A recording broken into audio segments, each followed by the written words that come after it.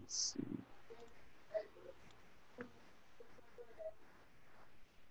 All right. Good afternoon, everybody. Welcome to the MURAP virtual conference. This session is entitled Vulnerability in Crisis. And this afternoon, we have three presenters, all from different universities. We have Dr. Kia Caldwell, Dr. Elijah Edelman, and Dr. Jennifer Ho. I will read their bios, and then after I do that, the next voice you'll hear will be that of Dr. Caldwell. Kia Lily Caldwell is a sociocultural anthropologist and professor of African American, and diaspora studies at UNC Chapel Hill. She is a co-PI and special assistant to the provost for Team Advance, a National Science Foundation funded grant that focuses on mentoring for women faculty in STEM fields. I was just instructed to wait. I will wait. The attendees are just logging in right now, Dr. Graham. So if we just wait 1 minute, they can all get online. Okay, sounds good.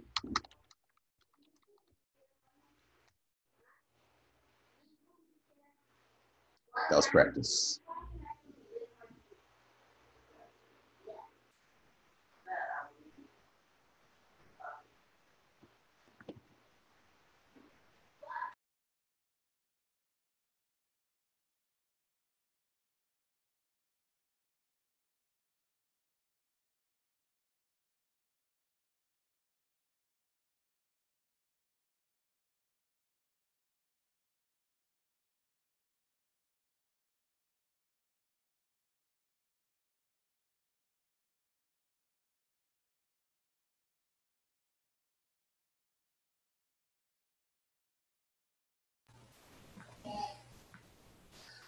Okay, good afternoon, everybody. Welcome back to the MURAP 2020 virtual conference. We're beginning our third and final session of the day titled, entitled Vulnerability and Crisis. And today we have the extreme pleasure and privilege to have three separate scholars from different universities.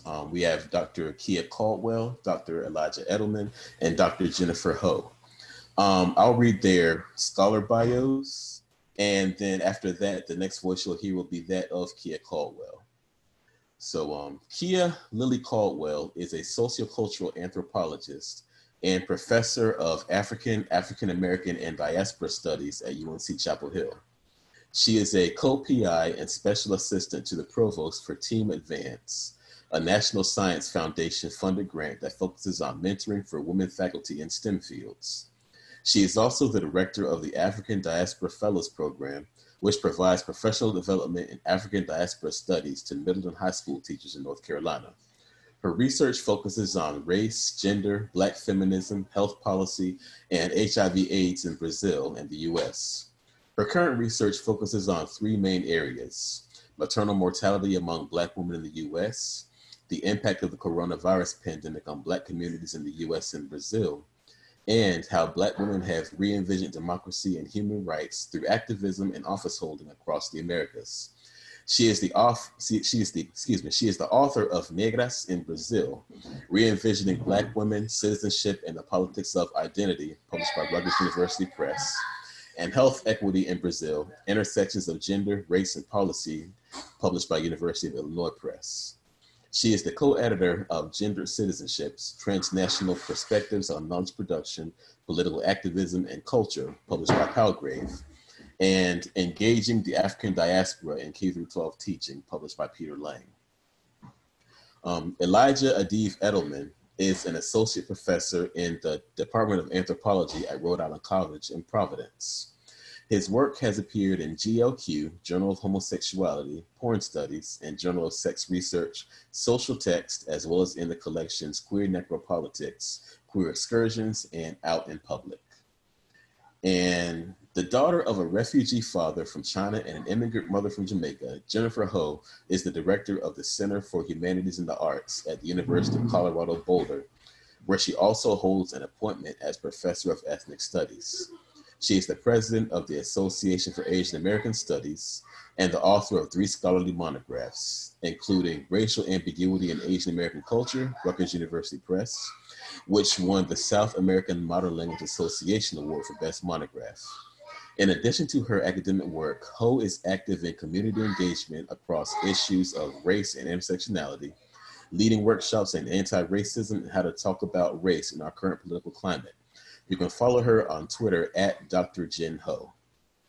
So with all that said, we will welcome Dr. Kia Caldwell with her discussion today, addressing the twin pandemics of anti-Black genocide and COVID-19 in Brazil and the United States. Hi, everyone. I would just first like to thank Professor Mein Nguyen and Mimi Godor for the invitation and all the logistical support to get me here on Zoom today with all of you. I have participated in MURAP conferences in the past, and they've always been really great. So congratulations to the organizers on assembling another really fantastic lineup of speakers and topics. It's also really wonderful to participate in this session with my friend and colleague Jennifer Ho from across the miles via Zoom. And I'll just go ahead and share my screen and get into the presentation. I do have slides and a short video clip also. So let me pull that up.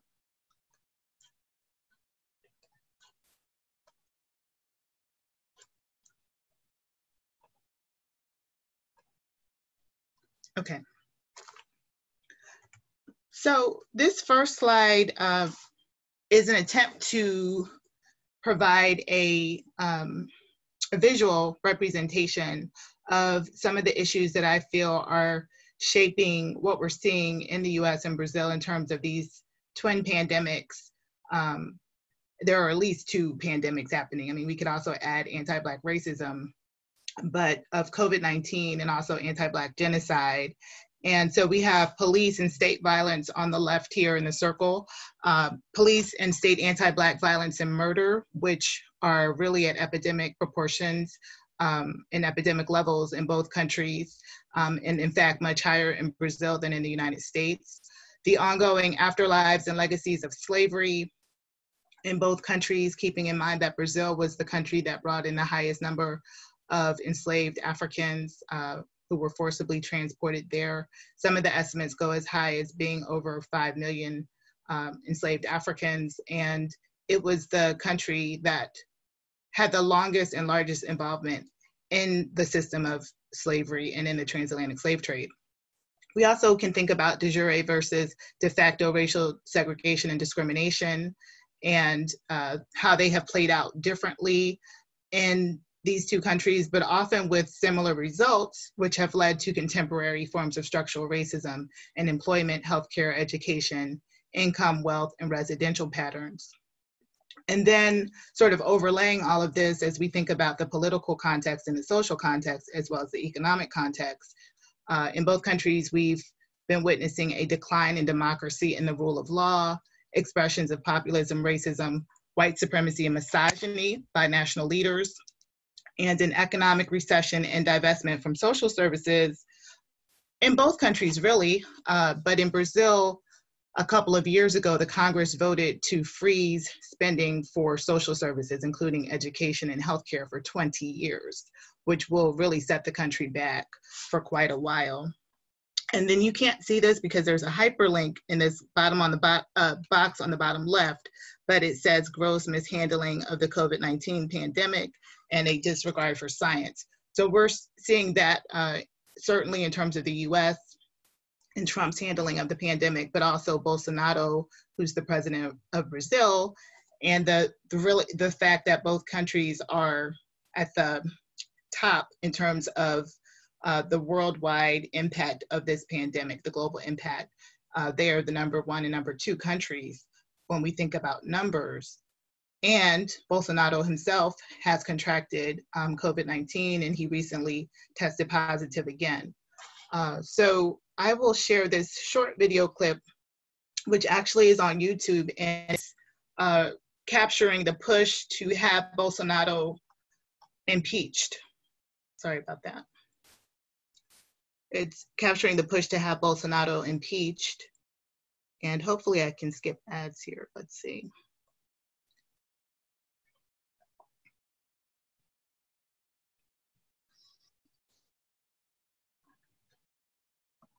Fora Bolsonaro! Fora Bolsonaro! Então, companheiros. O fora Bolsonaro, o impeachment dele, porque esse governo ele tem sido um verdadeiro genocídio para a população indígena, para a população negra, para todo o nosso país. Já são mais de 70 mil mortos no nosso país e o presidente não tem feito nada por isso. Contra as mulheres, aos LGBTQI+. Hoje vai ser entregue mais uma vez um pedido de impeachment aqui na Câmara, então nós viemos para mostrar a nossa indignação, né? Para fazer uma pressão para que o Rodrigo Maia aceite esse pedido de impeachment. Que é o que distingue essa nova petição.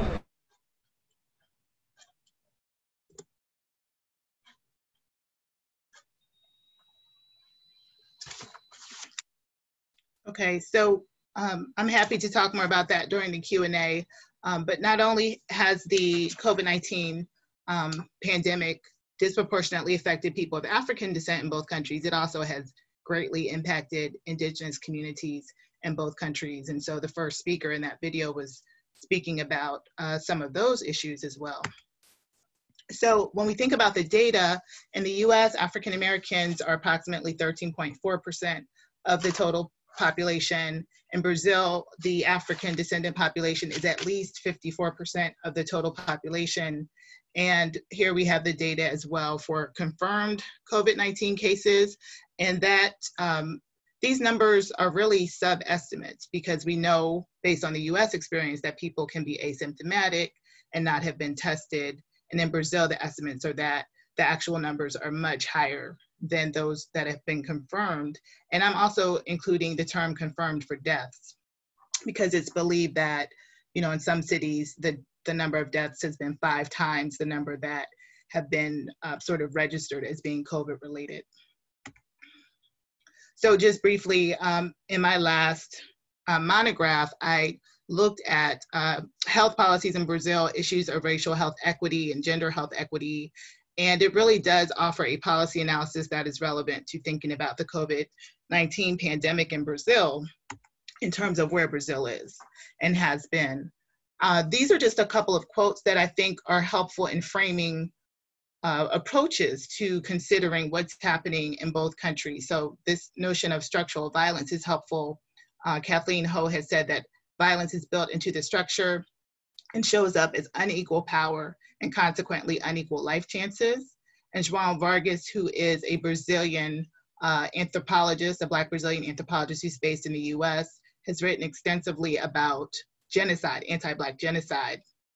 And I just wanted to quote him here because his notion of the genocidal continuum is very helpful, I think, as well as the fact that he focuses on the impact of genocidal practices and policies rather than just intentions. So he says, rather than look for intentions, therefore we should recognize that in a context defined by racial hierarchies, by white supremacy, apparently neutral policies necessarily become molded by the hegemonic social order. The concepts of symbolic violence and genocidal continuum allow us to understand genocide as part of a constellation of phenomena ranging from everyday forms of individualized discrimination to structural marginalization, such as residential segregation, unemployment, barred access to credit, to the historically persistent killing of those deemed less than human. So really there are a range of practices that can be considered forms of anti-Black genocide. And Kristen Smith's work, she's written extensively on anti-Black violence in Brazil, but in her book, Afro Paradise, she really takes on the performance of anti-Black violence and racialized, what she calls racialized necropolitics. And here she says, although society continues to hold on religiously to the ideology of racial democracy and to discursively celebrate the vitality of Blackness, the state engages in a racialized necropolitics that, in tension with biopolitical practices, marks the Black body as violable and expendable, yet necessary to the maintenance of the nation's saleable world image. So in Brazil in particular, we have this sort of tension between it being viewed as a racial democracy or a non-racist society and a very mixed race, quote unquote, society, and the widespread death and violence that's committed against Black people. So there has been increasing anti-Black police violence in Brazil during this pandemic at an even greater level than what we have witnessed, unfortunately, here in the United States.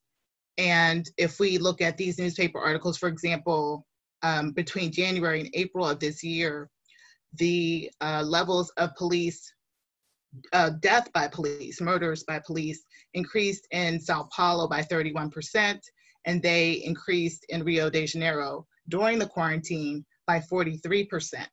And this is important because this means that people were on lockdown and actually crime had decreased, but police violence increased. These are just some data that look again at these rates of police violence in Rio de Janeiro. I won't go through all of them, but we can see that there was this 43% increase. And if US police killed at a similar rate, they would be responsible for more than 36,000 deaths each year. US police actually shoot and kill about 1,000 people per year. More than 3/4 of the close to 9,000 people killed by Rio police in the last decade were Black men, and nationwide, police killed more than 33,000 people in the last 10 years in Brazil. So again, the rate of murder by police is much higher in Brazil. They have both civilian and military police, and that also increases the complexity of the situation there.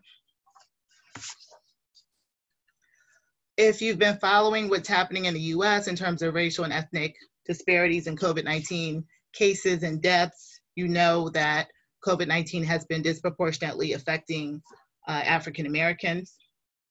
And so these are some of the data from early May. We definitely started to see a noticeable trend, a noticeable impact for African Americans in the Latinx community in places like New York City, beginning in early April of this year.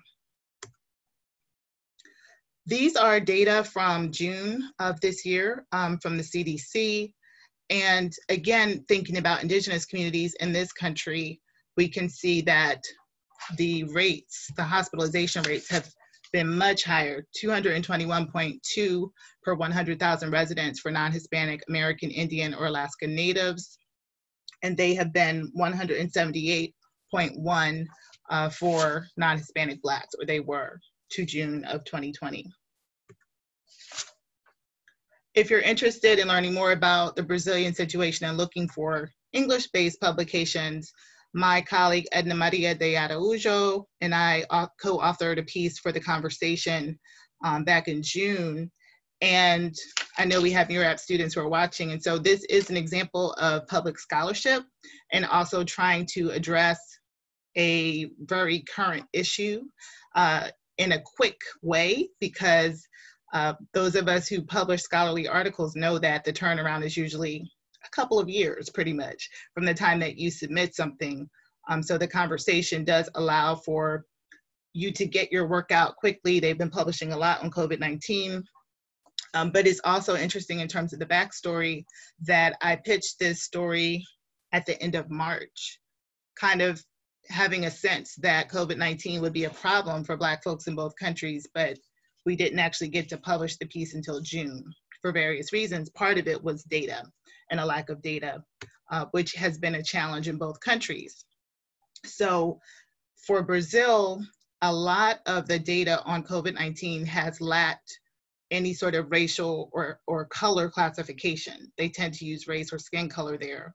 So for example, in April of 2020, in the city of Sao Paulo, 79% of the cases lacked racial data. It did become obligatory to include race in COVID-19 records in late April in Brazil, and the collection of data by race has also been a challenge here in the US. So I have some information about that on the slide. The CDC actually released its first report on COVID-19 in late April. And this was really after pressure from researchers and advocates, health advocates. I know my time is running short, so I will just say that as we sort of look at the data, it's clear that COVID-19 is having a disproportionate impact on Afro-Brazilians. This table shows the number of deaths among pregnant women by race and skin color, but we can see that a high percentage continue to be ignored if you look at the bars to the far right. And these are numbers and data looking at the proportion and distribution of whites, browns, and blacks. So Afro-Brazilians fall into both the brown and black category, but we can see that the number of whites with COVID-19 and the deaths among whites have been going down, but they've been pretty constant for the pardos, or the browns, which means Afro-Brazilians essentially. So I've kind of thought about ways that we need to address these twin pandemics. First, I think we have to acknowledge, or really the officials and leaders in both countries need to acknowledge that these pandemics are deeply rooted in centuries of anti-Black racism in both countries. This will also require dismantling current policing structures in both countries, especially Brazil's military police and death squads, which operate informally. And this will also require action to challenge and dismantle structural racism in both countries and the structural drivers of racial health disparities. So I'm talking sort of big picture here, but on the ground, I think in both countries, we have to figure out what that means. However, there are also activists who've been doing this work for a long time in both countries. Really something that's critical to thinking about health and also policing in both countries is democracy, right? So we really need to see the reestablishment of democracy and full citizenship and human rights as well in both countries. And I think this list, which is not necessarily exhaustive, highlights the need for major social, economic, and political restructuring in both societies, fueled by anti-racist commitments. And I'd love to talk with the audience and other panelists about other solutions that you would propose. Thank you.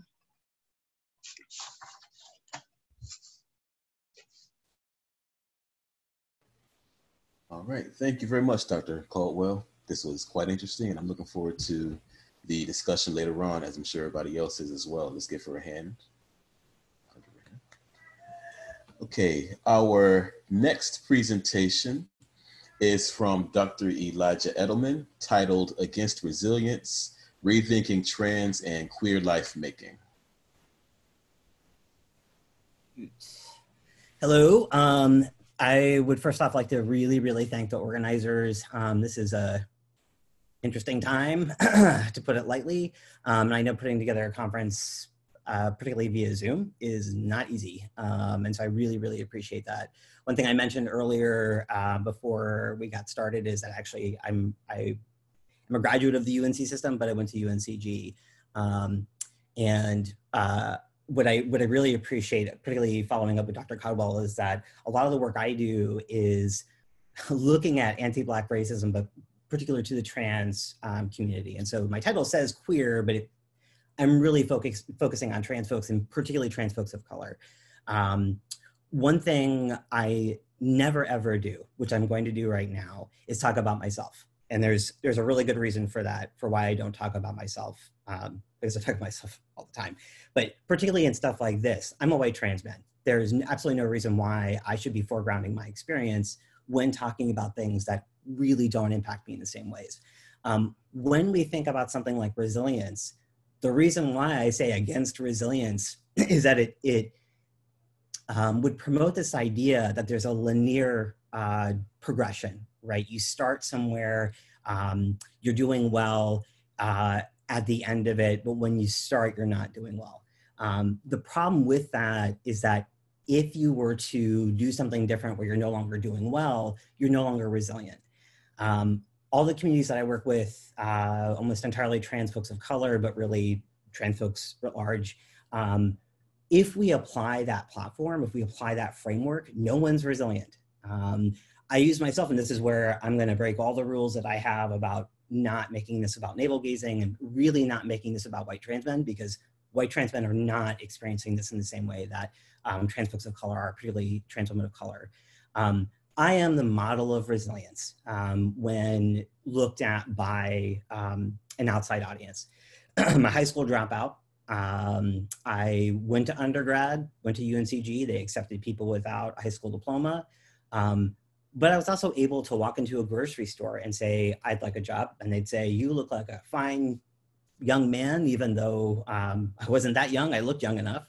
I went on to go to grad school, got a PhD, just got tenure, right? So that I fit this beautiful model of what I like to say is being the safest kind of diversity, right? I am not at all diversity, but I can be easily brought into the fold of what we expect or demand of bodies that we see as transgressing gender or sexuality. And so the reason why I like to foreground myself is that oftentimes I am used as a template to say, well, he can do it, right? Why can't you all do it? The other problem with that is that even though I am defined and described as being resilient, I'm really not.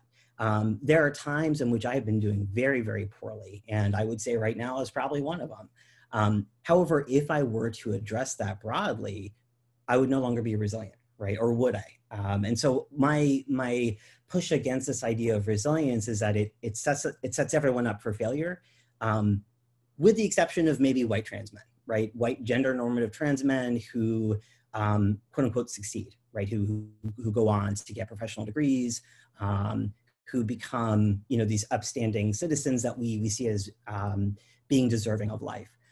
Most of my work focuses on the bodies that we see as not deserving as life, the necropolitical management of bodies that we see as really disposable. And we can see that right now in the most disturbing extent possible. And so the PowerPoint I have is actually a mixture of two different things. It's a mixture of qualitative and quantitative data. And as an anthropologist, we do this, right? We mix them, we combine them. But there's a real issue when we try to look at these things as they apply to policy. And that's a lot of the work I do as a public anthropologist. So the PowerPoint I have is long. I'm gonna just kind of fly through it. I'm happy to share it. If you're interested in data collection that is survey-based, that's a needs assessment-based, this is a great model. If you're interested in really non-traditional methods, I also happen to have done that. But what each of these show us when we combine them is that what we understand to be resilient, what we understand to look like resilience doesn't really hold up. Many of the folks I worked with, resilience was, if they were using, being able to cut back to weekends, right? That's resilience, right? That's them being able to manage or move to a way of living that is functional. But according to broader models, if you're using it all, you're not quite there yet, right? You need to stop using altogether. Many of the folks I worked with are in what we would see as poor health, right? So we'll see this in the PowerPoint, that many of the trans women of color we interviewed, and this is DC specific, I guess I should have mentioned that, describe themselves as being in very poor health. And this is a census question that we had included in this large survey. But what's interesting is that when we actually talked to them, they said, no, I'm doing great, right? So my health is poor, but I'm actually quite happy. That also stands in the way of how we understand or quantify or qualify quality of life. So this is in no way to suggest that if someone's in very poor health and is homeless and has an income of less than 10,000, that they're probably just fine. These are not, they're not replaceable items, but rather, if we want to really think about what quality of life looks like, what resilience looks like, we as the researchers, we need to rethink our metrics. We need to rethink the way that we measure that. Or everyone gets tossed into a bucket where they're either resilient or they're not. So let me share this if I can.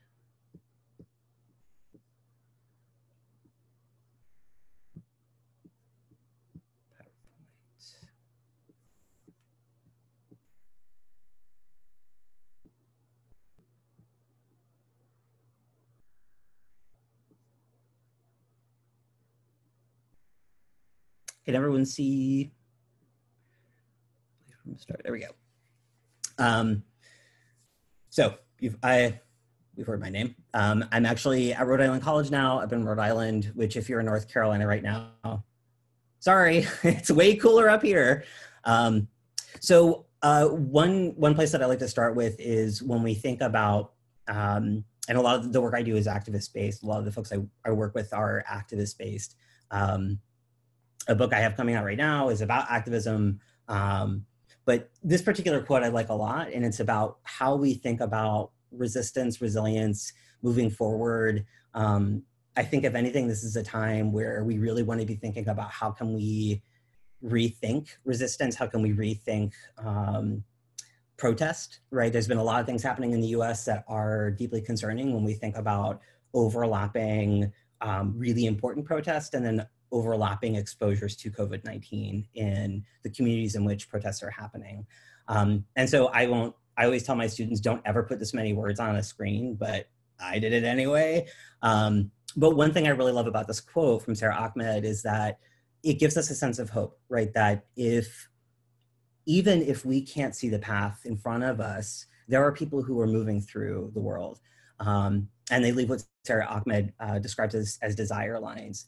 And even if the path in front of us is not clear, even if that idea of resilience is not an option, this can be, right? Following the trace lines that people leave in front of us. Sometimes we might follow them, sometimes we might diverge, but that the possibilities for resistance, the possibilities for life making don't look like the way that we're encouraged to see them as. They don't look like me, and they should not look like me.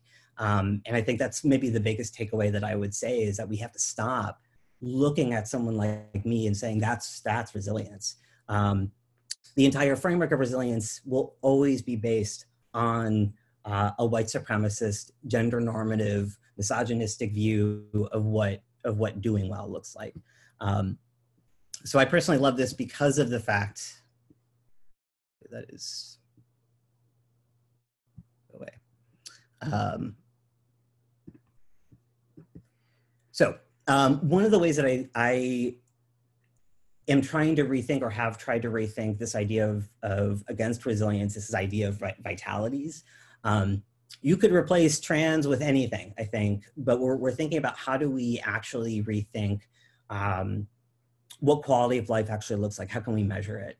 And so this is specific to trans communities of practice, but when we're thinking about how do we talk about a group, right? Trans community doesn't make sense. There is no one trans community. There is no one queer community. Research on trans communities has showed us over and over again that if we do that, we're prioritizing people who look like me. That's not good, right? That's a real problem. So this is what I offer instead, and this is also not something I came up with on my own. This is a coalitional effort as well. But as an alternative, one, rethinking what viable life looks like. For some of us, viable life is just getting a paycheck. For some of us, viable life is owning a boat. For some of us, it is getting a meal, right? So those things look different. It's not static. One thing I also really want to encourage, whether we're talking about trans communities or otherwise, is moving away from this idea of community towards coalition.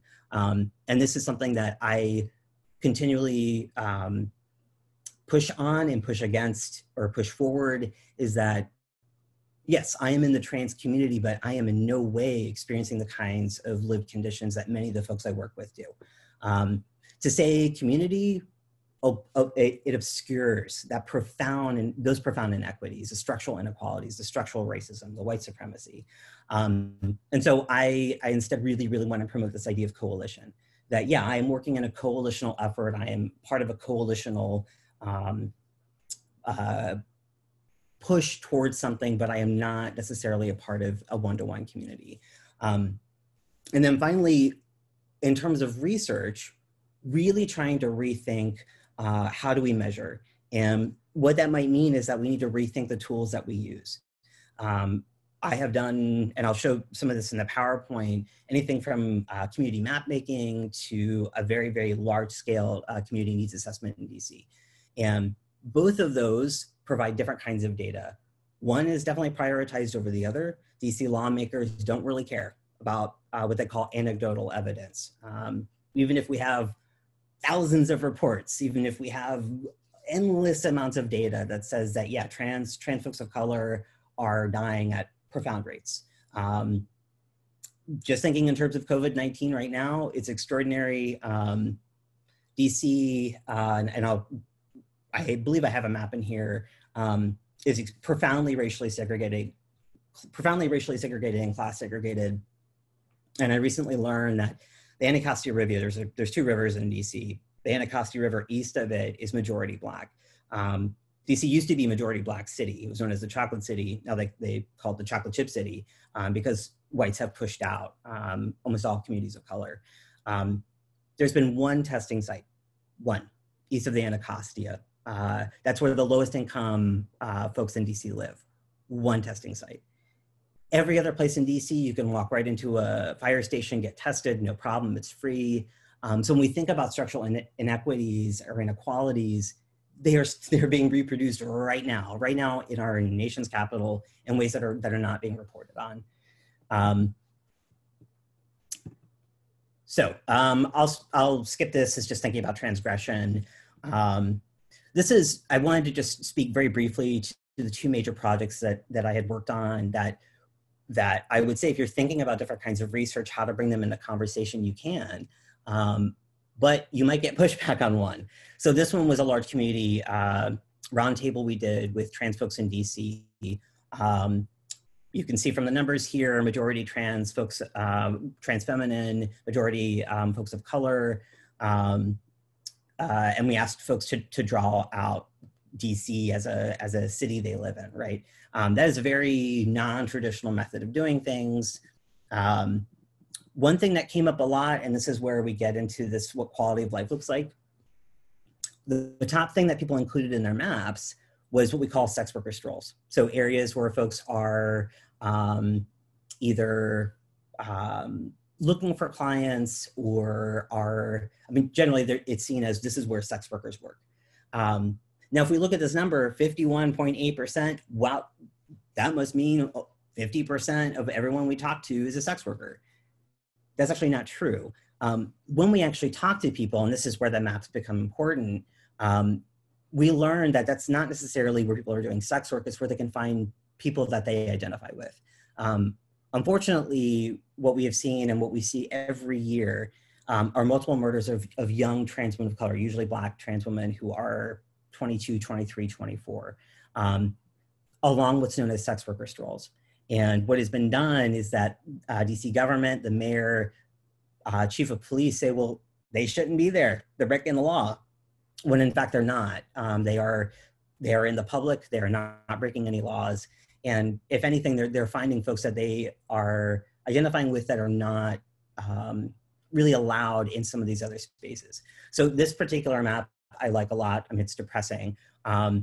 This is this particular person, Leandra. We see DC and then we see people on the outside of it. And when I asked her what that meant for her, she said, trans folks in DC don't belong in DC. And she's a native Washingtonian. There's not many of those left. Many Black folks have been pushed out and been pushed into Maryland. So this is just sort of highlighting it. Same thing with this, we see assault, violence are highlighted. The LGB, the gay and lesbian, bisexual spaces are actually critiqued. They're not seen as good spaces to be in. Same thing with this, again, we're seeing someone layering what is a good place and what is a bad place. Same thing with this, we look at where trans folks actually feeling safe, where does life making happen? It's not happening at the LGBT center. It's not happening at the Human Rights Campaign. It is happening in people's homes. It's happening at informal spaces. It's happening on the streets. It's not happening where we're told it's supposed to happen. And where that matters for law and policy is actually pretty important. So again, just kind of flying through that, we see this again. The needs assessment is something that came out after this. And it came out after this because DC lawmakers said that the other stuff is too anecdotal. Yeah, you talked to over 100 people, you've got volumes of data, you've transcribed it all, but it's not good enough. We need data. And so we did it. We did a massive needs assessment, took 2 years to put together. It was completely community-based, bottom up. I was the PI, the principal investigator, because we needed an affiliation, but I was not the one benefiting. Well, clearly I've benefited, right? I'm the one that got tenure, not the folks that I worked with. But that we used a bottom-up approach, that all the funding we got went to folks of color who were the ones who were distributing the surveys, inputting survey data. It did not go to me. So if we're thinking about how to rethink research design, particularly survey design, this is a way that I prioritize. This is also something that public health professionals actually gave me a lot of stuff for, gave me a lot of crap for, and saying that it was not appropriate to hire trans women of color to distribute surveys because they're not, they don't have PhDs. But if you're interested in data collection, this is just looking at how we broke up, who could be included and who could not be. If you're interested in the executive summary that came out of this, it's available, it's online, it's free. I'm technically the person that warehouses the data. I'm the one responsible for it. So if you are interested in working with this data, let me know, right? I'm happy to share that. So when we look at the breakdown, we see it's actually not that dissimilar from the roundtables. Majority people of color, majority trans feminine. We see very high rates of homelessness, sex worker. There's a number of slides here that look at stuff that I think we could already guess, right? That education does not equal employment, that we can see across the board. And the blue is for people who are just general population in Washington, D.C. Yellow is our trans folks. And we see that there are incredibly high rates here of having not as much education necessarily, or having education but not employment. Employment security, we see incredibly high rates of harassment. This is an important one, public space and safety. There's this assumption that people can go anywhere. They can't. And this is particularly important when we think about that earlier finding, right, that young trans women of color cannot go to the DC LGBT Center. They're not welcome. And I won't say that they walk in and they're told to leave, but they're not welcome. So they are meeting folks where they can, right? And public streets are public streets, except they're really not. And so in this case, we look at that many folks, particularly trans, feminine, and by that I mean folks who are assigned male at birth, who identify in a feminine or female spectrum, much higher rates of assault than trans men. And this goes back to what I was saying before, where we really have to stop talking about community. My experience of the street is going to be very different than someone else's. HIV. Ooh, this one, the seroprevalence rate, the number of people that were identifying as HIV positive, it was 75% of trans women of color who took part in the survey identified as being HIV positive. That is a very high number. I am honestly very concerned about what we will see when the numbers come out about COVID-19. My fear is that a lot of folks are going to be dead, which is not good. And we see that 90% of trans women of color, this is not disaggregated to show certain kinds of information. So the 90% is not, it's actually closer to 75%. We see it broken down again. And again, this is the data that we actually could have seen in the roundtables, but DC lawmakers wanted to see this. This is one of the big important takeaways. LGBT organizations are not good places for trans folks necessarily. Would they be welcome to me? Sure, right? Would they be welcome to most folks? No. And what we found is that 20% actually said, no, this is not a good place for me. 11% said not receptive, 7% said they were actually actively hostile. So when we think about how do we understand what a community is or what brings people together, LGBT does not work. I mean, even the T on its own does not work. Transphobia has consequences. We know this. Suicidal ideation, actual suicide attempts, extraordinarily high compared to the general population. Now, getting into trans vitalities. I know I just flew through all of that, but again, I'm happy to share that if you're interested in looking at more of the data. This is where I think trans vitalities become so important. when we look at what people's experiences actually are, this could paint a very grim picture, right? We could look at those numbers and say, my God, trans women of color are dying, they're suffering, they have no jobs, they must feel horrible. When you actually talk to people, this is why I like anthropology, we learn that life is far more complicated than that. This is not to say that being homeless or earning less than $10,000 a year is just fine, right? But that there are ways of life making that do not correlate to the things that we are told that they're to correlate with. Many of the folks who identified as doing well, even though numerically they're not doing well, would not be seen as resilient.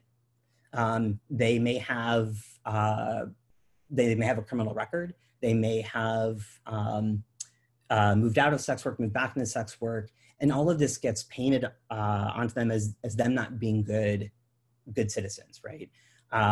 So questions we would want to ask instead, if we're really thinking about what does it mean to be resilient, what does it mean to overcome, lived experience, right? That we want to remember it's variable.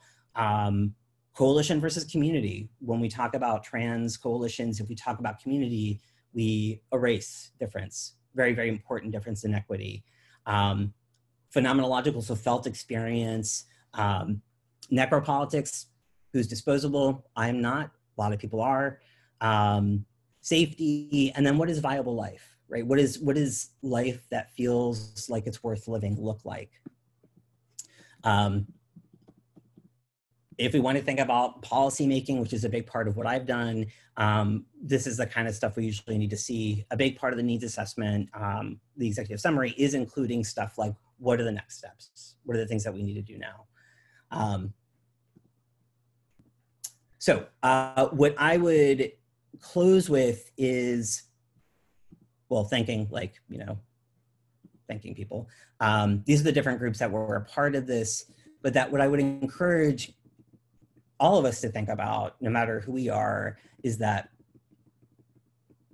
going all the way back to the beginning, and this is something that I would love to hear from folks about. Like, this is just stuff I've worked with people, but what life making looks like is going to look different for everyone. And that's the exciting part. It's the exciting and the scary part. But how can we disrupt what viable life looks like? How can we disrupt what we think viable life looks like? How can we move away from this idea of community without necessarily disrupting a sense of solidarity? And then how can we really rethink how we do research in ways that involve a community of practice, in a way that their experiences are foregrounded, not necessarily us as researchers, even if we identify with that community of practice. And so I guess in sum, when we think about why I am against resilience, is that I've never seen it work for anyone. It's not worked for me, even though I've been painted as this, in many cases, and in fact, I would say this is maybe one of the reasons why I got tenure. Hopefully it's not the only reason, but it's that it could be seen as, here's this incredibly resilient individual that we're so excited to support. But it doesn't really work that way. And so this is one thing that when we think about vitalism, when we think about resilience, I really want us to be thinking about new ways. I want us to be thinking about how can we push against it, particularly in the face of so much profound death and suffering. There has to be other ways. So that's all I have, just to leave on a nice depressing note.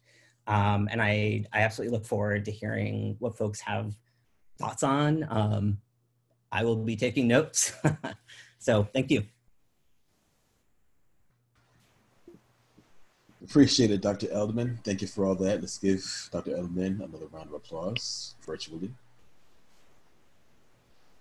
And our final presenter for this session and for the day is Dr. Jennifer Ho, whose topic is anti-Asian racism and COVID-19.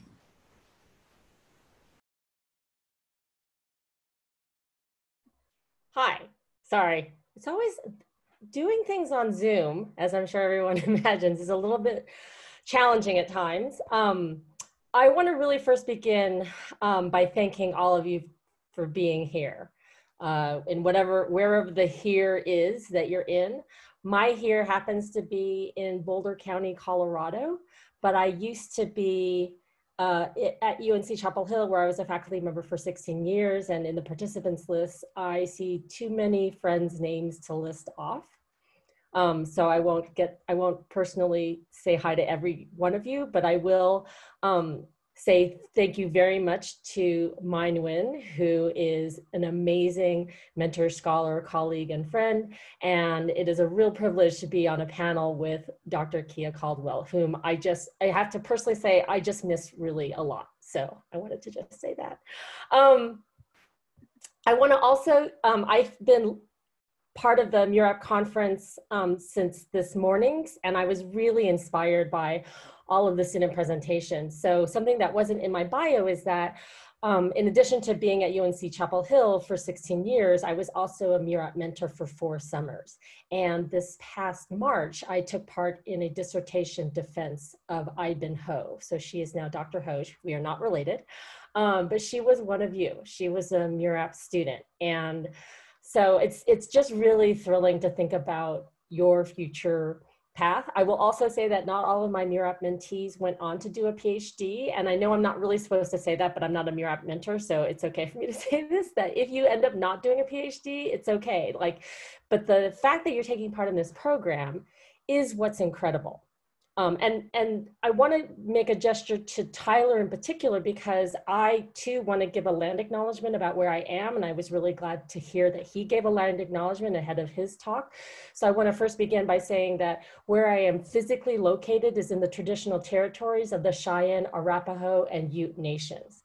And I think that the land acknowledgement is important for many reasons. And this is sort of a pivot to part of what I'm going to be talking about, which is I really appreciated what our previous speaker had talked about in terms of pivoting to thinking about coalition over community. And, you know, there's a way in which I love the word community. I love feeling like I'm in community with other people, but I also know that that can be a really fraught term. And I know that what we need now, as we are facing, as Dr. Caldwell mentioned, so many different pandemics, so many different types of violences that are happening, is we have to think about how can we work in coalition with one another.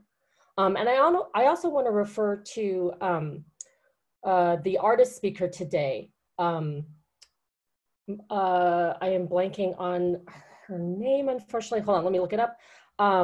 Monet Marshall, because I thought it was such a beautiful and really affirming presentation about art and breathing and centeredness that she gave. And one of the references was to figuring out who is in your, who are the people that you can lean on to support you? Who can you be in coalition with?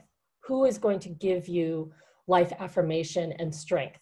And one of the things I really value in my relationship with MURAP is that being a MURAP faculty mentor and being in coalition with the various scholars that I got to meet over the years, the various students I had the privilege of working with over the years, and sometimes those are not necessarily students that I mentored. One of the most, I will say I think one of the most famous MURAP alum is Tressie McMillan Cotton, who is going to be joining UNC Chapel Hill in SILS, the School of Information Library Science. And so I'm sure that Tressie will make an appearance. And if you do not know who Tressie is, you need to Google her. She is a tremendous force. And when she did her presentation on why Washington National Airport got renamed Reagan National and why that was such a travesty, right?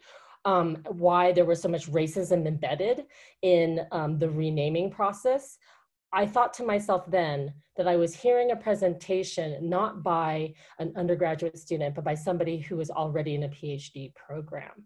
And so, again, all of the scholarship that is being produced in this space is just really inspirational. So I don't want to take up too much time because I know that the energy of the panel is going to be listening to you ask questions of my esteemed panelists. And I have questions for them. Like, I wish we could just have this kind of free-ranging conversation about all of these different terms that are so important for us as we are working together, right? About resiliency, about genocide, about, you know, ways that we can figure out how to work together in coalition, in solidarity. And that's what I'm here to talk about. So the title of our panel is vulnerability. And I think that both of my panelists and my colleagues have already talked about the various ways in which vulnerability threads itself in their research and threads themselves in the people that they're studying. So I'm coming to you as a humanist and not as a social scientist. So I don't do any data collection, and I don't go and, I wish I was fluent in a second language. I'm learning Spanish, but you know, what I'm primarily interested in as a humanist and as somebody trained in literary studies are narratives. And more recently, the kind of scholarly turn I've taken is much more into public humanities work, into thinking about how can I use my expertise and my knowledge to reach as wide an audience as possible.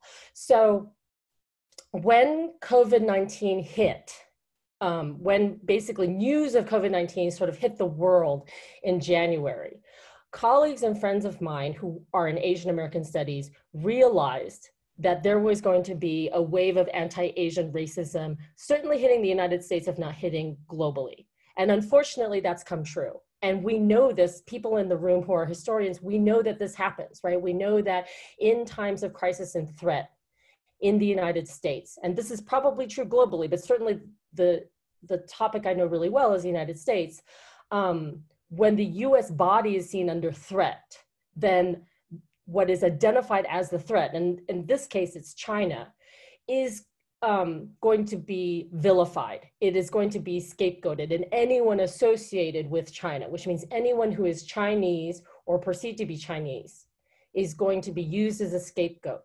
And in the US, that means that anyone who looks East Asian. So I am Chinese. I happen to be Chinese American, born here in the US to, as my introduction said, a refugee father and immigrant mother. But certainly, I think anyone who is East Asian or who could be misinterpreted as Chinese is going to be experiencing harassment or has already experienced harassment. So I developed a PowerPoint slide deck, and I'm going to, after my talk, share out the link that you can find to the University of Colorado Boulder's webpage, because they turned my PowerPoint slide deck into a shareable webpage. So my thought in creating this slide deck is to have people make this their own. So if you go to my Twitter page at Dr. Jen Ho, you will find a pinned tweet in which you can enter in your name and your email address, and I will email you a copy of the slide deck. I have actually just updated it today because I knew I was going to be talking to all of you. So I'm not going to go over the slide deck slide by slide, but I'm using it to as an educational tool and as a tool of public humanities, right? As a tool of public intellectual work, because I think that this is also another scholarly direction for you to think about in your careers, right? The work that you do as experts, and it's important to talk to other experts, absolutely. And I'm not suggesting that you need to do this, that you need to make your scholarship necessarily accessible to a wider audience. But if you have a desire to do so, I think that's a good thing. I think it's good for us as people who learn an area of expertise to try and make our work accessible to a broader audience. And in my case, and I'm gonna say something that is gonna sound absolutely ridiculous, okay? My end goal as an educator and as a researcher, as a critical race scholar, is I want to end racism. Now I understand that sounds completely naive, right? That sounds like I'm bonkers. Like that sounds just, how could I do that, right? That sounds completely self-aggrandizing. And of course, I don't mean I, Jennifer Ho, I mean, I want to be part of, in my own small, minor way, someone who is working towards the end of racism. And while it is a goal that is not going to be achievable in my lifetime, I certainly think that it is a goal that has fueled my intellectual passions, my activist interests, and fuels the kind of educational orientation that I have. Okay, so let me share my screen with my PowerPoint. Okay, and then hopefully, Lamar, you will also stop me if I'm talking too long, because we need to get to the Q&A. Okay, so let me turn to a few slides just so that So again, I'm going to share out the link that gives you the original slide deck from April 7th, and I'm mostly going to focus on the parts that I developed just today. But I'm at the 10-minute mark. Sorry, I can't do two things. This is the other problem with Zoom. It's hard to do more than two things at once. Okay, so this slide where I define racism is, I think, a good slide, you know, and again, I'm preaching to the choir. I know you all already know this, right? This slide deck is really developed for somebody who does not have a basic working understanding of racism. But I would imagine that all of us have people in our lives who don't have a good workable understanding of what racism is. Okay, so this slide is important for me because we have to start with defining what racism is, right? And in the slide deck, you will see that I have hyperlinks. So the definition of racism takes you to a web page that actually goes further into it.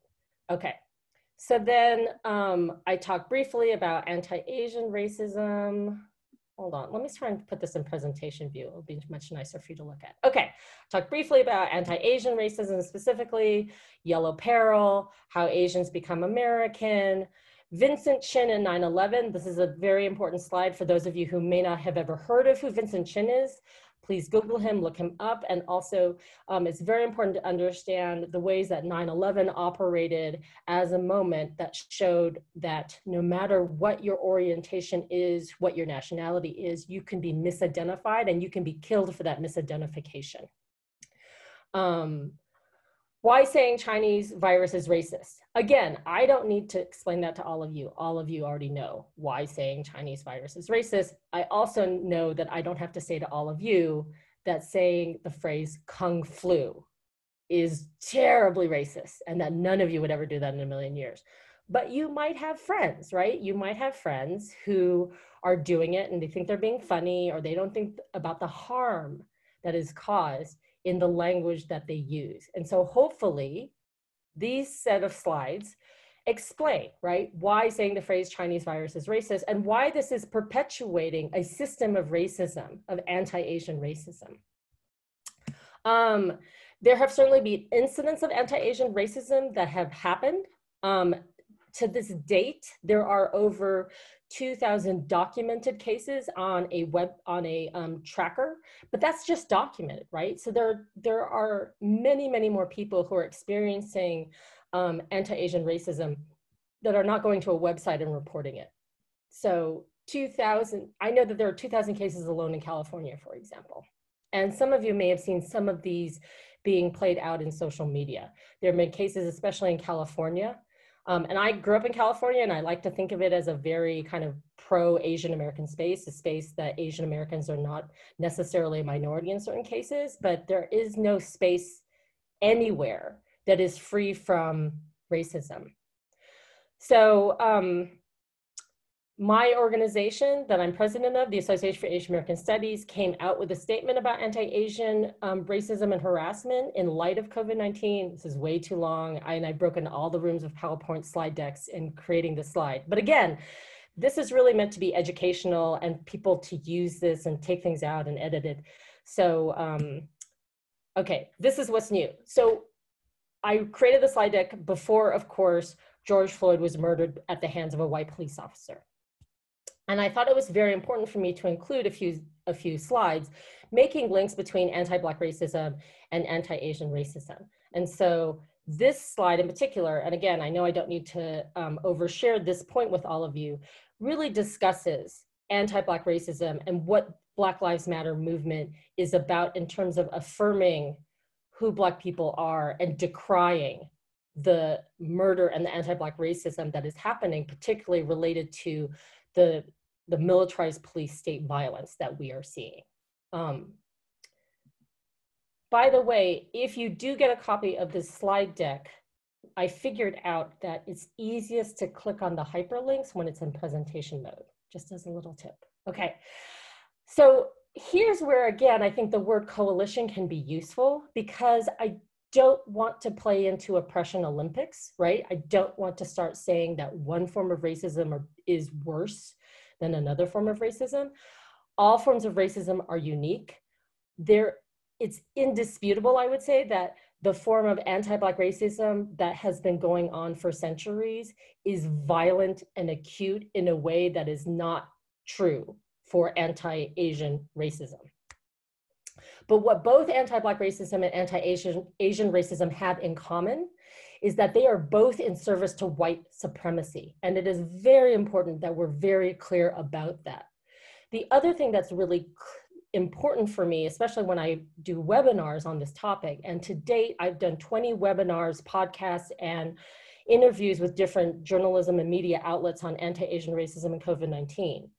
And what I say each time is that if you are an Asian American person and you are learning or experiencing anti-Asian racism for the first time in light of COVID-19, what you must understand is that anti-Asian racism has links to anti-Black racism precisely through white supremacy. And so you cannot be against anti-Asian racism if you're not already against anti-Black racism, right?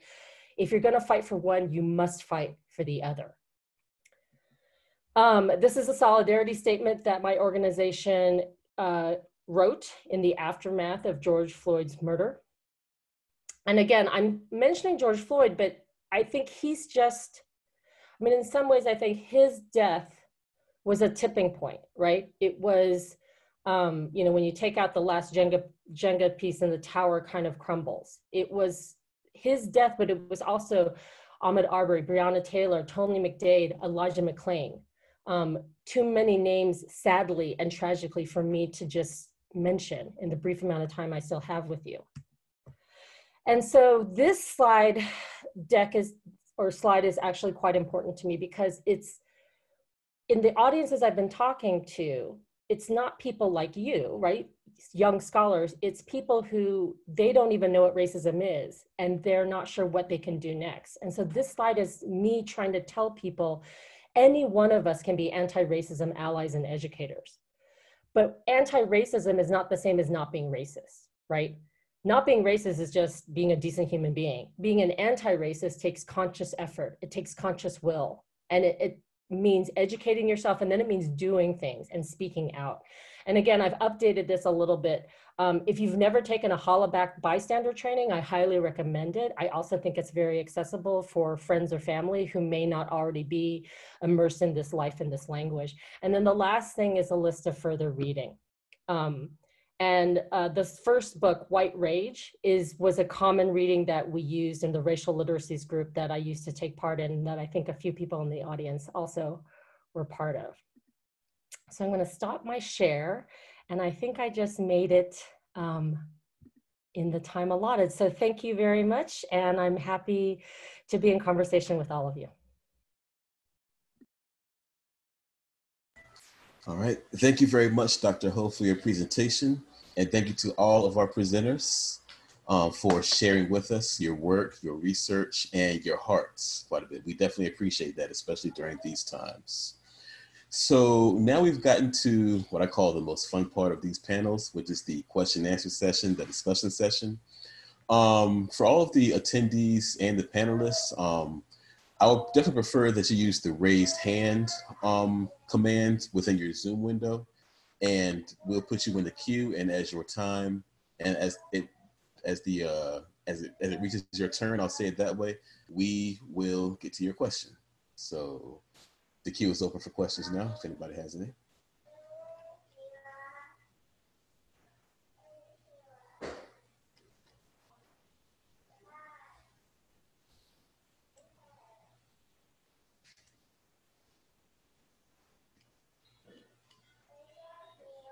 As we wait.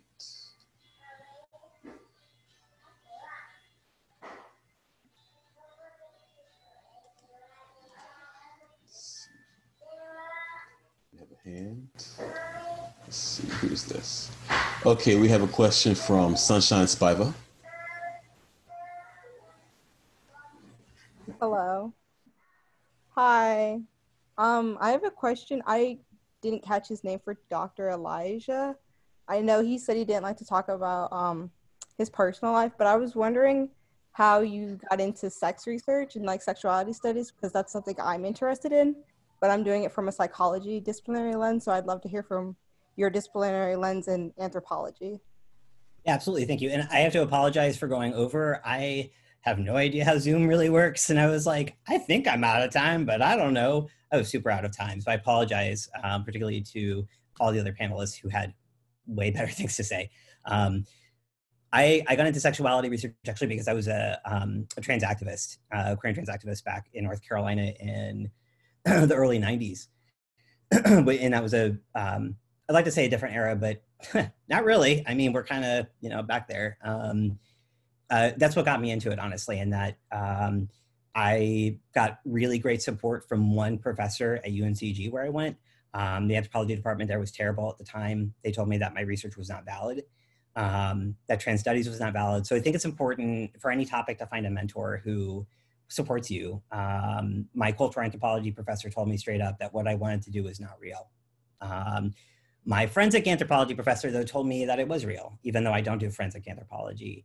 And so I think for me, it was exploring stuff that was really important to me as an activist, and then learning that I could actually do it as an academic. This is not how it usually works, but I kind of fell into a PhD program. I didn't know what I wanted to do. I thought I was going to be a car mechanic. And again, I found a mentor who was really, really supportive, and he told me straight up, you need to apply for the PhD program. It's funded. Don't do a master's degree. I didn't really want to do a master's degree. And so it came from my own personal experience, really as an activist, as a youth activist, seeing how important empowerment was for me, working in coalitional efforts. Durham at the time had a number of really amazing organizations that were youth-based, and that was a big life changer for me, honestly. And it became the motivating factor for the rest of my life, really. It's why I do the work I do. It's what keeps me going. And honestly, it's for me, it's vitalities, right? That's how I found life making. So I would say find someone who will really support you, who will have your back and will have it no matter what. I think sometimes we think going with the big name is a good idea, and sometimes those big names are not going to be supportive. So that's what I would say. I mean, hopefully that's helpful. Wonderful. Thank you for your response.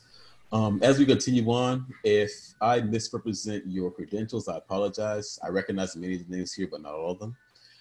With that said, the next question will be from Dr. Tanisha Burford. Hi, thank you. These presentations were really wonderful and very informative. And I really like the different sort of centering different ways of knowing, different sort of epistemology. So thank you for that. My question is for Dr. Caldwell, and your work is very relevant to my own work on structural racism. And I wanted to know how the twin pandemics are experienced or embodied in Brazil, and how are folks who may are directly and indirectly impacted by the pandemic of state violence and corona, or how is that being embodied? Thank you, Dr. Burford. Can you maybe say a little bit more about what you're highlighting or thinking about in terms of embodiment? I don't know if you can come back. Yeah, okay. Okay. I think so. Yeah. Okay. Yeah, I was really thinking of how it gets under the skin. So for example, I know for a lot of us that we may not experience these things directly. For example, state violence. I may not be the victim of a particular police sort of abuse and violence, but watching that, knowing that it exists, and the sort of the magnitude of it, and how it impacts my group, or sort of my community or my coalition that I'm trying to build. How does that become embodied and may impact and put others at risk, their health and their psychological well-being at risk? Okay, great, thank you. I wanted to make sure I could respond in the way that you're wanting to kind of think about this. And I mean, I think to link back to structural racism as a first part of my answer, I do think that, COVID is a physical disease. So in that sense, it's embodied, but I think we are seeing the embodiment in certain kinds of ways of structural racism, and as they say in Latin America, the visibilization of structural racism through the COVID-19 pandemic and its disproportionate impact on, folks who don't have insurance, folks of color, and that's not because of biology, but it's because of social and sort of economic disparities.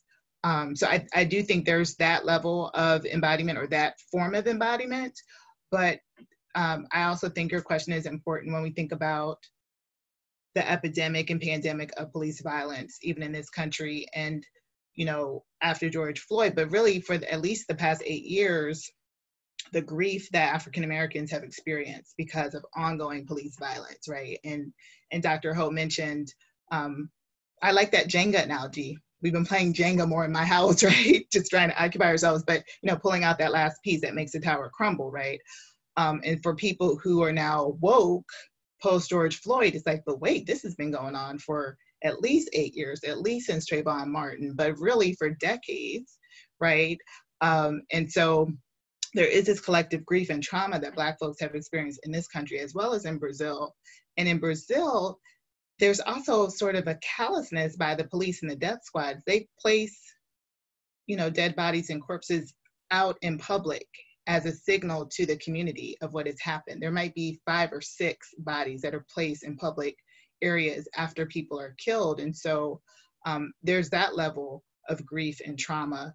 And I have a colleague, I quoted Kristen Smith's work. She's an anthropologist at UT Austin, and she has done research on something that she and her colleague from Brazil called sequelae, which is the ongoing impact of this violence, psychologically and physically, especially for women. So women are killed by police, we know, but often it's their loved ones who are killed, their male relatives, their sons, their brothers. But these women do experience the physical impact of grieving and of that loss. And if we think about someone like Erica Garner, who died of a heart attack, at I think 29 years of age, Eric Garner's daughter, right? That's not natural. So we have to think about the other unnatural consequences and sort of genocidal impacts of this violence for communities. Hopefully that answered your question. All right. Excuse me. All right. Thank you, Dr. Caldwell, for that. Moving right along to our next question, we have my mentee, Vicki Lee. Yes, hello. Thank you, everybody, for their presentations. I have a question for Dr. Ho. I first want to thank you for mentioning the importance of anti-Asian racism and its connection to anti-Black racism, because it's something that is treated as separate, and they're forgotten as collective efforts to combat racism itself.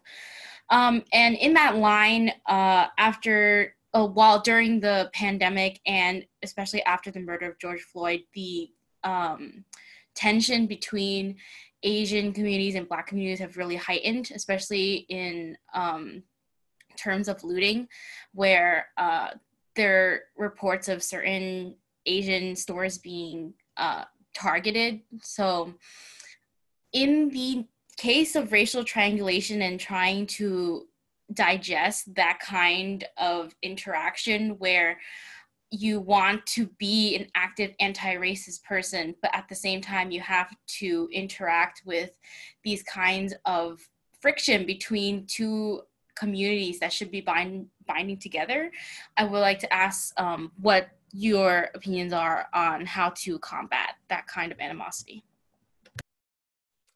Thank you. And that's a great question. And the truth is there are Asian Americans that engage in anti-Black racism. So I won't in any way say that that's not true. And there are Black people who are racist against Asians, right? And just because you are identified as a Black, Indigenous, Latinx, or Asian American person doesn't necessarily mean that you have things that bring you together.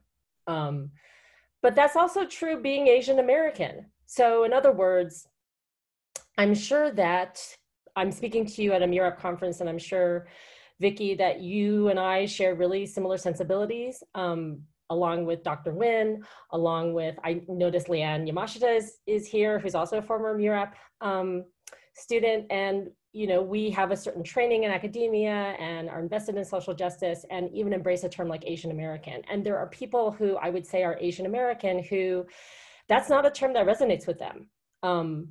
That they identify first with their ethnic background. They may come more recently from a particular Asian nation. The other thing I'd have to say is that the media really loves to promote certain types of tension. And so in my experience, certain narratives of Black and Asian friction have gotten a lot of air.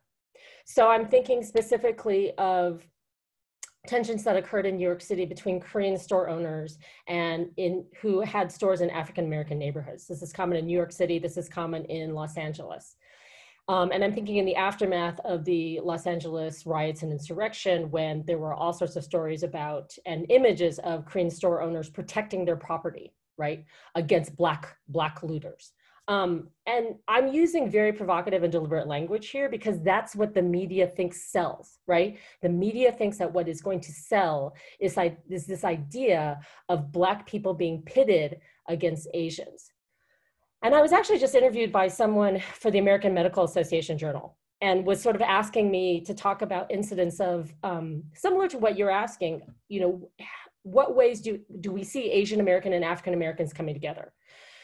And I could give you a list of people, right? In the poster behind me, this is actually a virtual image, but the poster behind me, which is in my actual office at CU Boulder, is of Grace Lee Boggs. And if you don't know who Grace Lee Boggs is, you should absolutely Google this name, Grace Lee Boggs. She was an incredible community activist. She was married to Jimmy Boggs, an African-American community activist. They spent their life in Detroit working on behalf of poor people.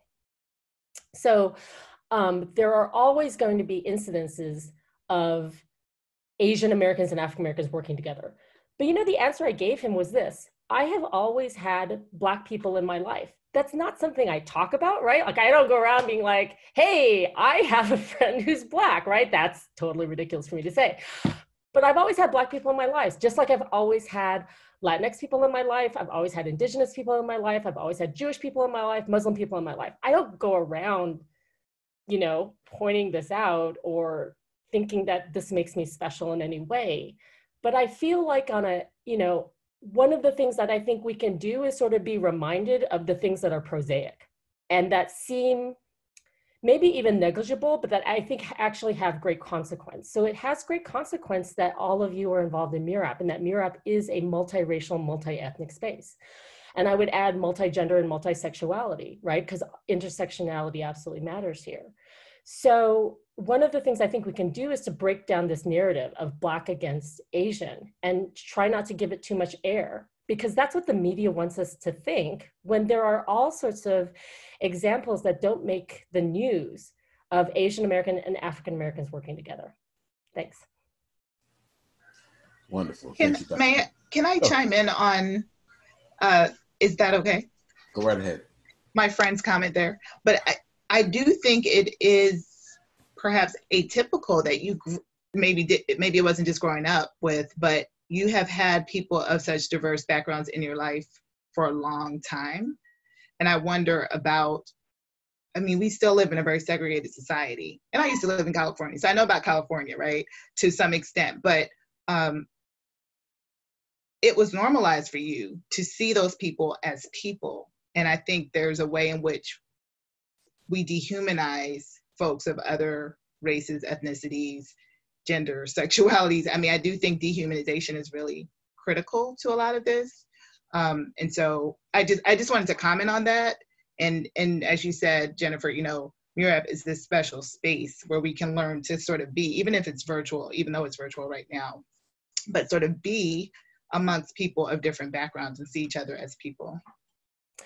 Absolutely. I'm so glad you brought that up, Dr. Caldwell, because I think sometimes I do forget, right, that I grew up in maybe exceptional circumstances. I don't know, right? I think we have a tendency to sort of normalize what our own experiences are and kind of assume that everyone else is like that. And so I apologize if I'm presenting that as normal when it's not. But I guess I would say I don't think of myself as exceptional, right? Like I don't think that I'm not smarter than anyone else. I'm not better than anyone else. Then in other words, I think while the circumstances of my birth and upbringing may be different, right? And have allowed me a difference of getting to see, being around a diverse group of people. I think we can all make choices to do that. Even if we're in homogenous spaces, like we can all make choices about who we want to surround ourselves with and the stories we want to learn. And so I think participating in MURAP is like one first step. And so even if you're living in a community, like an all homogenous community, no matter what that homogeneity is, definitely you can make a choice to get out of that. And you can make a choice to find other friends. Now, I don't mean like you just go up to like a random Japanese American and be like, I don't have any Asian friends, so I want to be friends with you, right? It has to be organic, but I think it's possible, right? It is possible certainly out of shared interest of social justice, you're going to naturally meet a variety of people, I would say, hopefully. Excellent, excellent.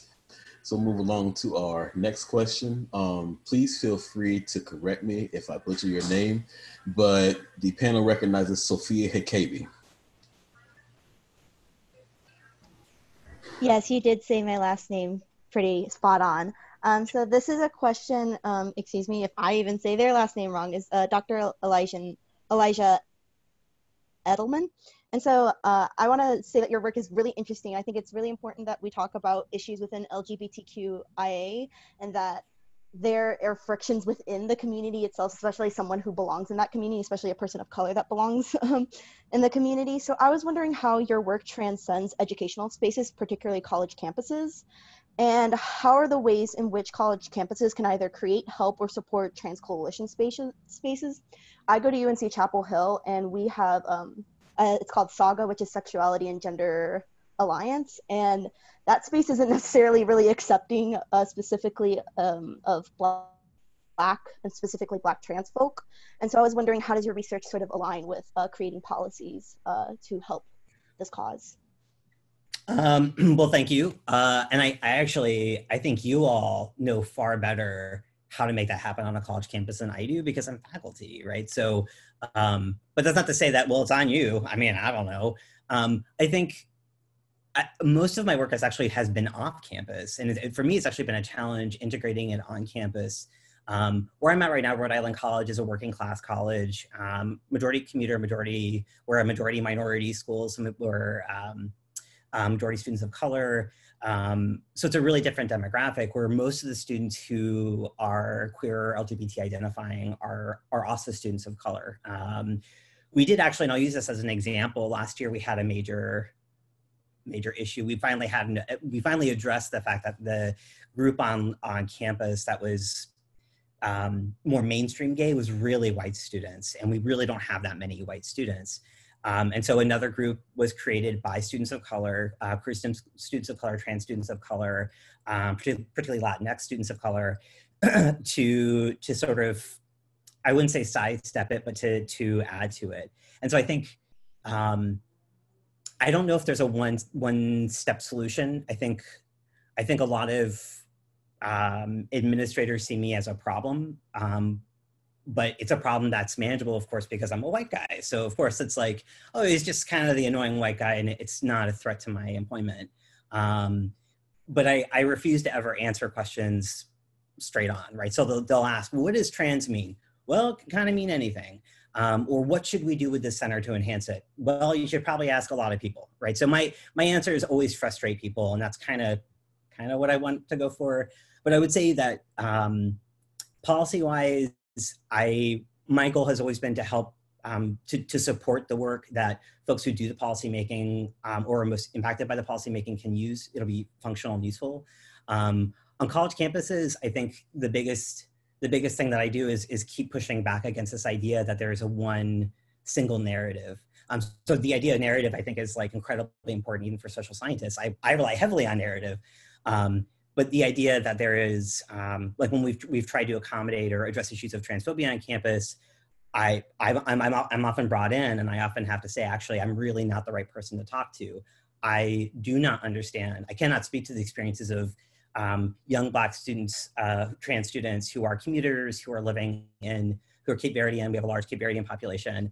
I cannot speak to that, right? I can speak to that there are legal stuff that anyone could speak to, but I think a lot of it, what it comes down to is, particularly for white trans folks and white queer folks, is to continually push back against being the ones who answer those questions. And I realize I'm the one answering the question, who's the white guy. But that continually saying, actually, I'm not the one who should answer this question. I can tell you who should answer the question and why you shouldn't be asking me the question. So that doesn't actually answer your question, but does that help? No, I think that's wonderful. I think it's an engaging conversation that needs to continue. Thank you so much. Yeah, thank you. Wonderful, we appreciate it. Moving right along, we have a question from Dr. Isaac Uda.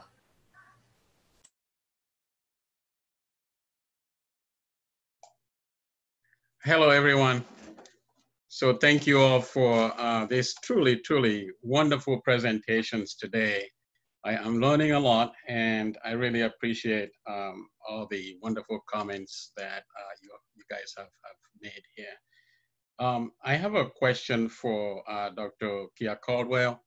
I really enjoy your discussion of the twin pandemics and how the different societies in the United States and Brazil are responding.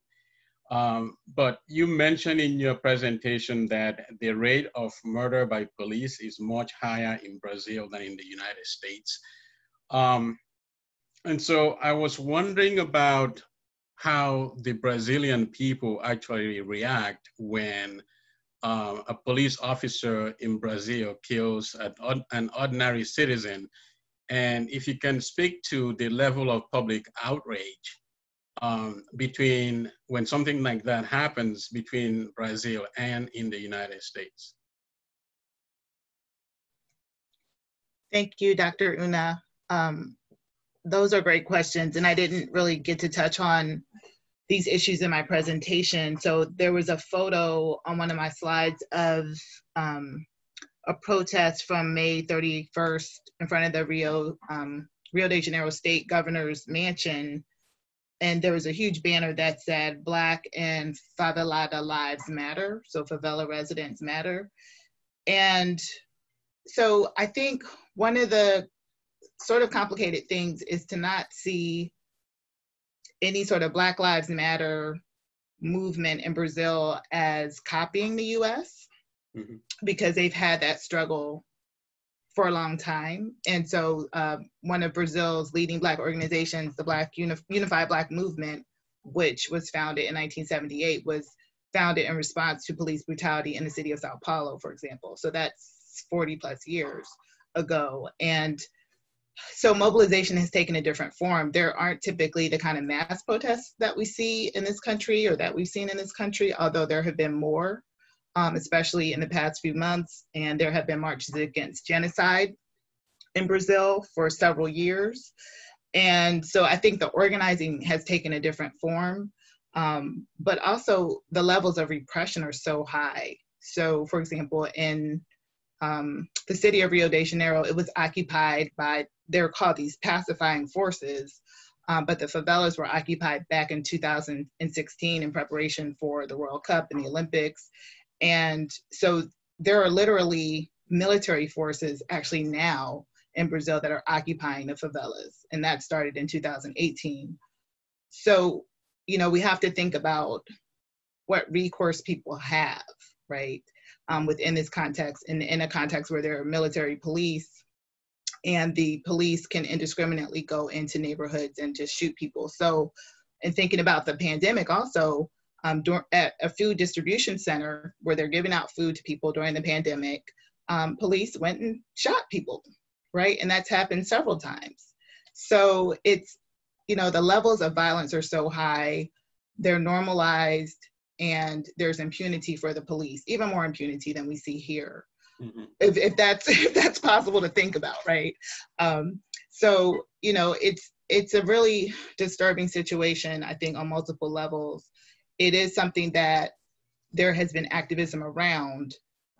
In some ways it's taken a different form, but also the context, right? And I know that you're a political scientist, but the context with regard to democracy and how much people can really push back, those are issues And often it's not seen as a racial issue, at least by white Brazilians. I mean, here it's clearly, Black people being killed. When you hear about who's killed in Brazil in the media, they don't really necessarily say Black people were killed by the police. They'll say favela residents, poor people, so the discourse is also different. It's not overtly racialized, although the targets are certainly racialized. And there's this saying amongst Black Brazilian activists, when people say, oh, I don't know who's Black in Brazil. Black Brazilian activists will say, but the police do, right? Mm-hmm. So there's this clear targeting of Afro-Brazilians, people of African descent in the country, which is also tied to, yes, drug trafficking and criminal activity in the favelas very often, but that's also used as an excuse to invade those spaces. Mm-hmm. And in fact, since April or May of last year, the governor of the state of Rio de Janeiro has been having police fly over neighborhoods and shoot at communities from helicopters. Wow. Shoot at school children. I mean, how are you really targeting anyone like that, right? So I thought in preparing my presentation, maybe I can talk about solutions, right? It's so hard to even think about solutions when there's no accountability. And when you have a president like Bolsonaro, who's also authorizing the governor to do that kind of thing, and who came into office, or even before he was elected, said that he would kill anyone who was different. And so to tie in with Dr. Edelman's presentation, the trans population is also very much targeted in Brazil, and trans women of color, trans Black women especially. Thank you very much. Thank you, Dr. Caldwell. Excellent commentary. And I have friends who are Brazilian, and they talk about Bolsonaro. They don't really like him either. So what can we do? All right. To be mindful of time, this will be our final question of the panel, and it comes from Leanne Yamashita.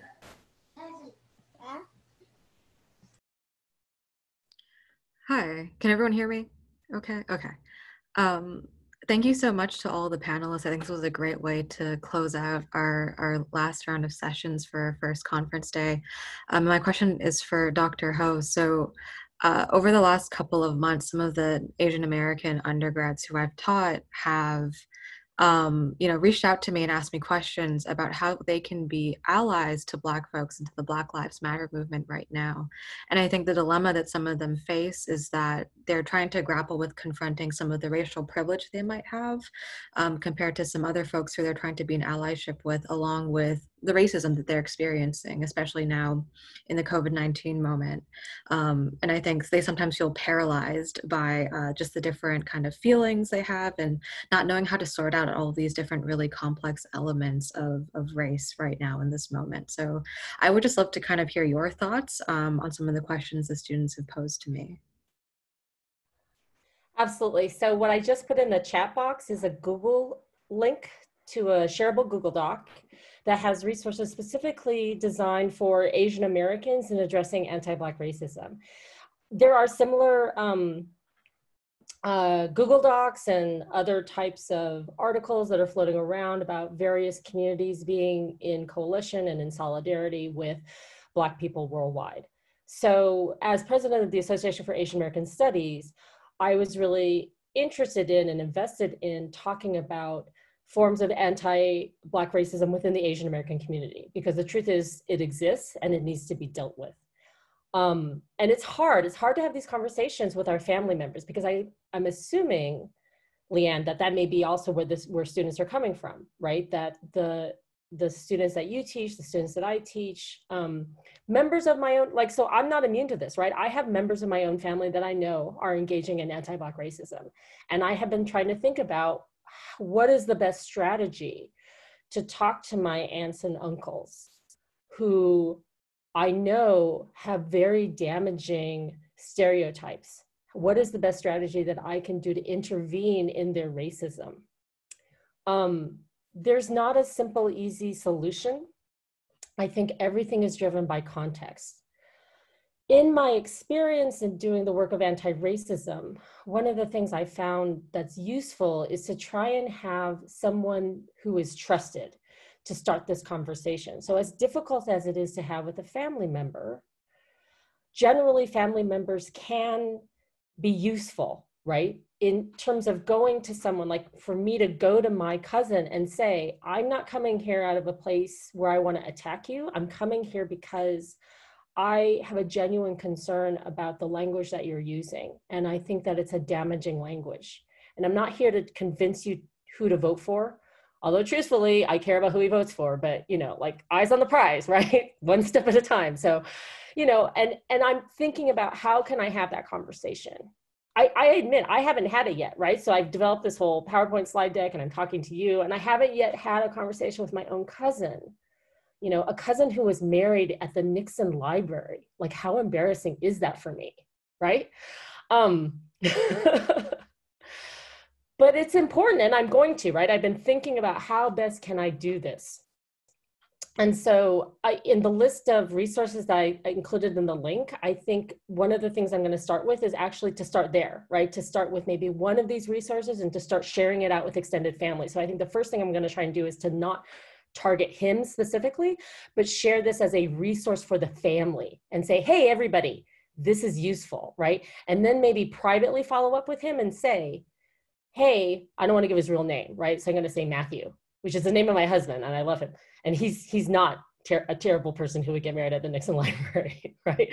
So not that my cousin's terrible. Now I'm just rambling. You know, like, hey, Matthew, what'd you think about the link I just sent? If you want to have a conversation, I'd be happy to, because I have a concern about maybe some of the things I've seen you post, and I want to be in dialogue with you. So I think that, you know, the first thing is for me not to call him out as a racist, right? Because if I do that, he gets on the defensive, right? The first thing is for me to try and provide him with resources that I think are educational, and then for us to try and have a dialogue, and for me to get him to see that there's harm, right? And then for him to stop doing the harm. So that's not a simple answer. Leanne, I think it's really complicated. I'm happy to be in dialogue with you privately about that. So thank you. Wonderful, wonderful. There was some deep conversation had during this panel, some great answers, more questions raised, but this is all necessary for everybody's growth and edification. So let's give everybody a round of applause, virtually or otherwise. Thank you to the panelists for your discussions. Thank you to the attendees for your questions. And thank you once again to the staff and to Dr. Nguyen for putting all this together. I'll turn this over to you now, Dr. Nguyen, for your closing remarks. And I think after that, we'll be done for today. Thank you again to these panels. What a great way to close the conference. You know, there were so many interesting and inspiring and thought-provoking presentations today. And I just wanted to look forward to tomorrow and invite you all to come back tomorrow to listen to more stimulating discussions. In the morning, we have a panel at 11 o'clock Eastern Time on media, language, and rhetoric during crisis. And in the afternoon, starting at 1:15 p.m., we have a panel on self-care in crisis. And then we'll close tomorrow out with our keynote speaker, Dr. Melinda Lowry, who will talk about the shared past and present of Black and Indigenous people in the United States. So I'll close with what Monet Marshall told us, that you deserve to choose you. So have a good night, and we look forward to seeing you tomorrow and Monday. Thank you all. Bye.